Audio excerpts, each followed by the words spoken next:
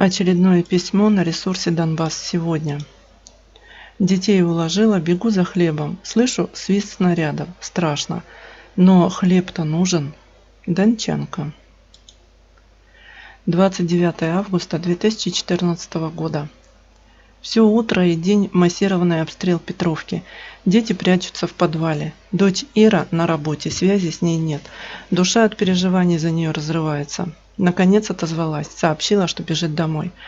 А снаряды рвутся по сторонам. Ее муж Виталик бросается к машине и мчится за ней. Мы с сестричкой стоим за двором и ждем их, молясь. Наконец они дома, а обстрел продолжается. Бьют сильно, мины падают уже совсем рядом. Бросили зажигательные снаряды. В небе повисли как стрелы, а на концах у них светящиеся шары, и, падая на землю и дома, они зажигают все вокруг.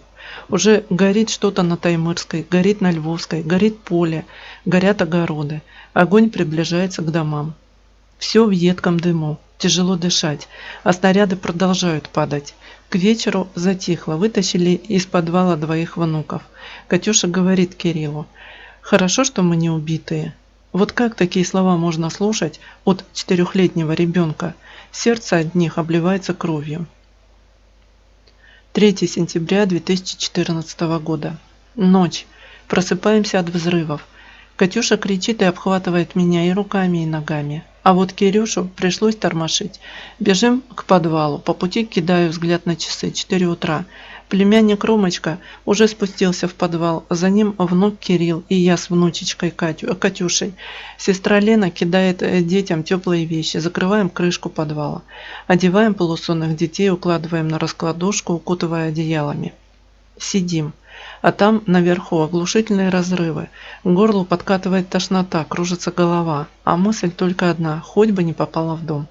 Напряжение такое, что сосуды, как натянутые струны. Еще немного и все разорвется. У девчонок моих вид тоже не ахти. Им тоже плохо. Тишина наступила не скоро. Вытащили детей из подвала, уложили спать. Я побежала за хлебом на базар. Отошла от дома недалеко, и тут снова начался обстрел. Очень громкий. От неожиданности я присела.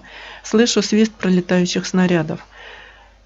Полетели в сторону хлебозавода. Страшно, но хлеб-то нужен. Продолжаю свое путешествие. Едва подхожу к базару, как раздается очередная серия взрывов. Уже где-то в стороне детской больницы. Все внутри сжалось от боли. Неужели в больницу попали? В мою родную, в которой проработала много лет. Внутри все холодеет. Люди на минуту замирают, а потом продолжают идти по своим делам. Только в глазах застыла тревога, да в движениях сквозит какая-то нервозность. Все очень устали от постоянного страха быть убитым. Иду дальше. Слышу рассказы, куда попали снаряды. О больнице ни слова не сказали. Фух, пронесло. 31 января 2015 года. Ночью по нам работали грады. Снаряды разрывались где-то в районе Брикетной. Я не спала, поэтому даже не испугалась. Очень плохо себя чувствую, болит сердце. Кажется, оно такое наполненное, что вот-вот разорвет грудную клетку. И давление очень высокое. Выпила лекарство. Лежу полусидя, так легче. Что-то я совсем расклеилась. Рассвело. Звонил родственник из Благовещенска. Настаивает, чтобы мы уезжали к ним в Россию. Родненькие наши, я понимаю, как вы волнуетесь о нас. Но и вы поймите, очень тяжело бросать свой дом, свою землю. Здесь все родное, свое. Да и много нас здесь, родных. Как их можно оставить? Нельзя сердце разорвать на части. День прошел незаметно. По новостям передали, что Дебальцевский котел ополчение захлопнуло. Но бои идут ожесточенные. Неожиданный звонок. Это муж Вова. С первых дней в ополчении. Голос его дрожит. Танка и его гранита больше нет. Их подбили при взятии Углегорска. Надышались угарным газом, но живы. Я рыдаю и молюсь. На часах 22:25. Звонок телефона. Это снова Вова. Просит забрать его из части, а не в Донецке. Бегу к зятю Виталику. Мы едем, несмотря на комендантский час. Военные патрульные нас останавливают, но, узнав причину, почему едем так поздно, пропускают. Вот мы и у части ждем. Вышел Вова.